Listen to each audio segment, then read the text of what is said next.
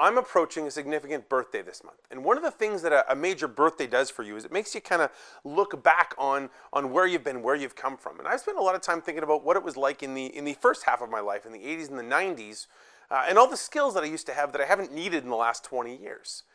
And when I look at these, there's kind of silly stuff like making mixtapes or later on mix CDs to play in the car. I used to be really, really good at memorizing phone numbers. If you told me your phone number, after a couple of times, I would just know what it was. Don't need to do those things anymore. My phone does all of it for me. One of the things that I used to be really terrible at that I'm kind of glad I don't have to worry about anymore is finding my way places. I have a terrible sense of direction. I'm often in a school saying, hey, such and such a place over there. And it was like, no, it's that way, because I'm completely turned around inside. I've been lost in cities and towns across Western Canada.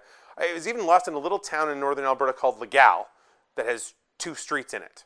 The reason why I'm thinking about that so much is in this Sunday's gospel, Jesus tells the apostles, I am the way, I am the truth, I am the life. No one gets to the Father except through me. And Thomas and Philip are, it seems like, looking for literal directions. How do we get there? How do we go where you're going? How do we go to the place you prepared for us? And in a lot of ways, their sense of direction spiritually is a lot like my sense of direction literally. They don't quite have it right now.